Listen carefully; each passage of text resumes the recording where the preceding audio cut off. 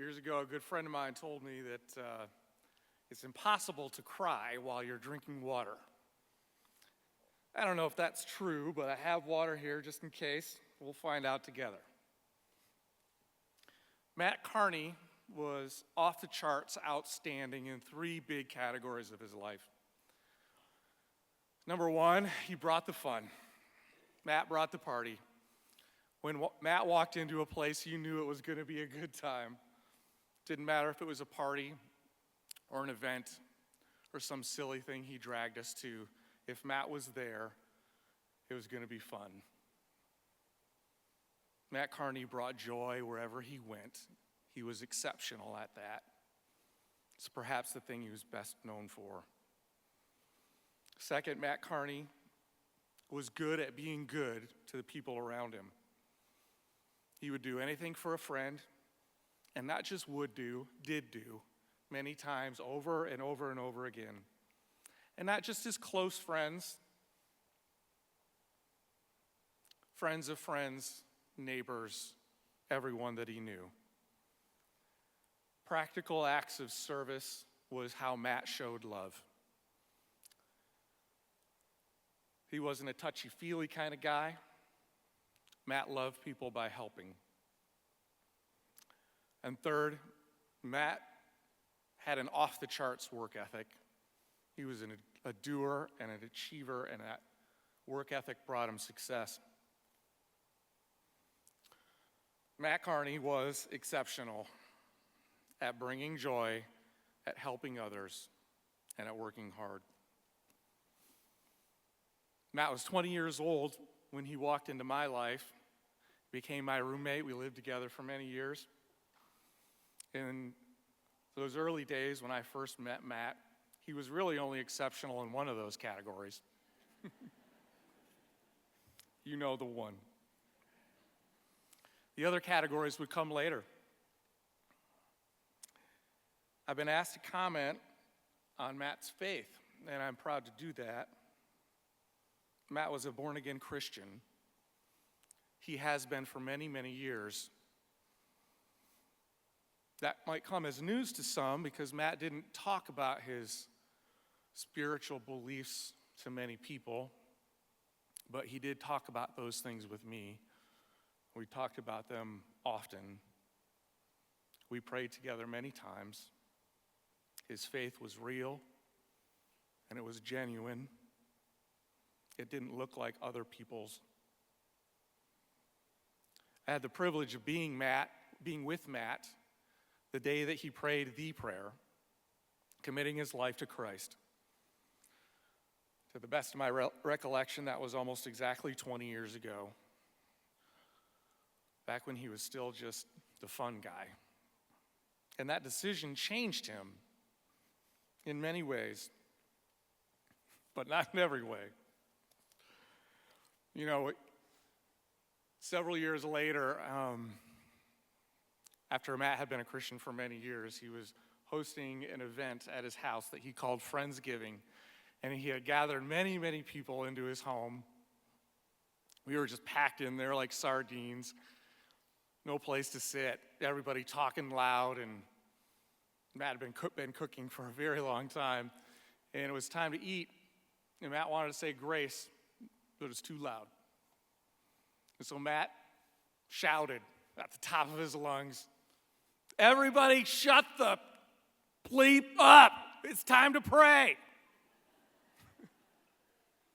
And the place fell silent, and then everybody laughed, just as we are today.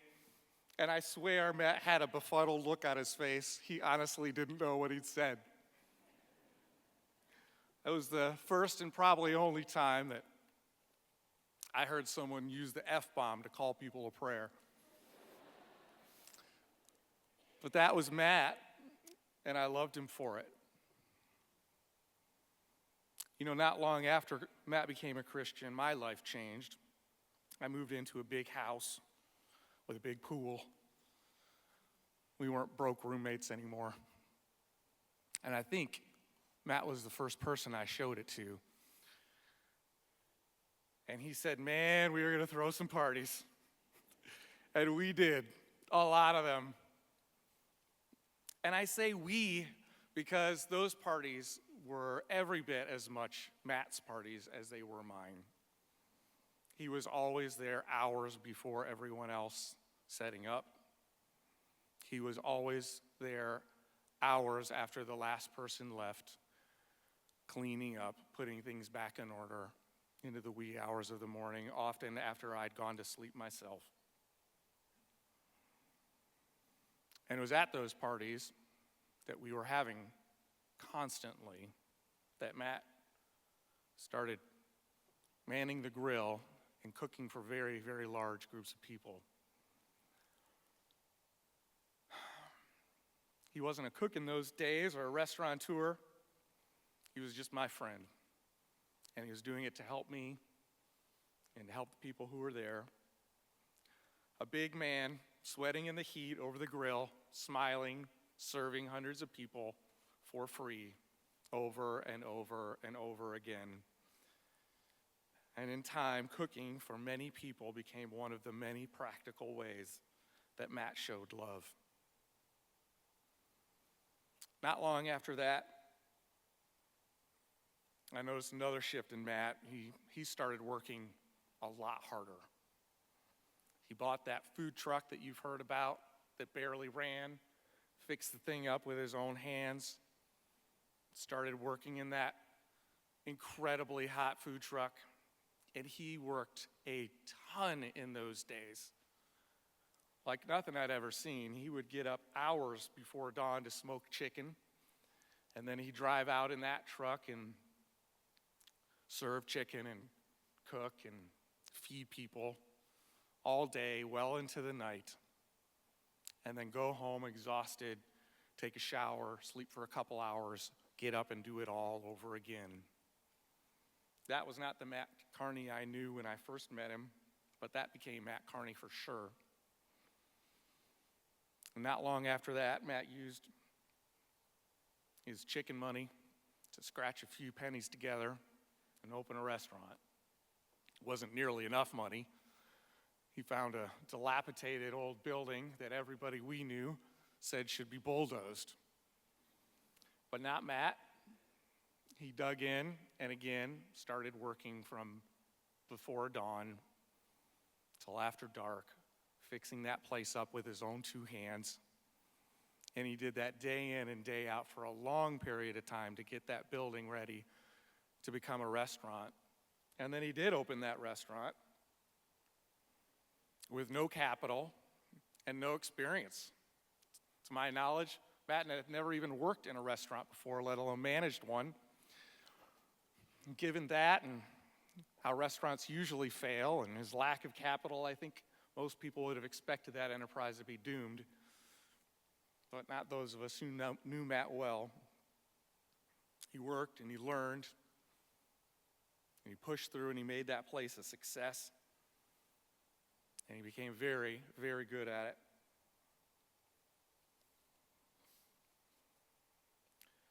I remember my early conversations with Matt when we were roommates as he wrestled with his decision over whether he wanted to become a Christian.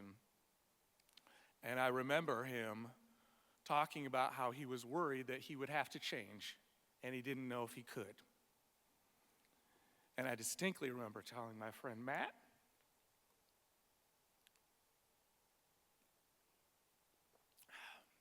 that he did not have to change a single thing to decide to follow Christ, that the changes would come later, and that they would be between him and God, and that those changes would be a journey he'd be on for the rest of his life. Matt's walk with the Lord never did change his colorful language. It never ended his body jokes or his penchant for the inappropriate when it would get a laugh. And personally, I'm glad that it didn't. I loved those jokes. Matt's faith journey never stopped him from being a kid. It never stopped him from being mischievous. It never stopped him from being loud and over the top. And it never stopped Matt from bringing the party. And I'm glad for those things too. made my life a lot more fun. Christians should be more fun. But in the things that Jesus talked the most about, like serving others or showing practical love to your neighbor, to your friends, to the people around you, and those things, Matt did change a lot. And in those areas, Mathew Carney, with all his rough edges, became one of the most Christ-like Christians that I've ever had the privilege to call friend.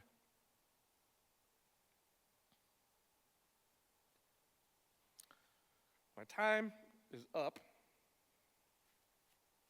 so I'll leave you with this final thought.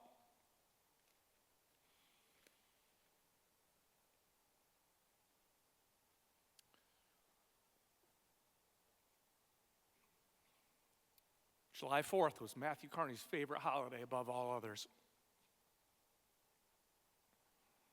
There never was a holiday more Matt Carney than the 4th of July.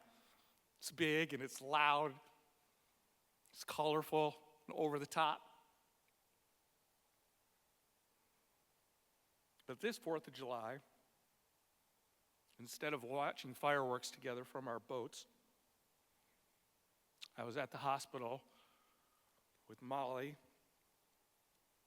and Clifford and Jim and Mose and Dusty and a few other people who were very close to him. And there's a lot about those moments I don't even remember, including all of the people who were there, and I'm sorry if you were. And I didn't mention your name.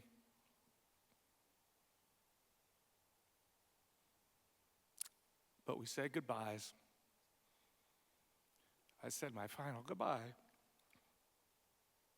that day to my best friend.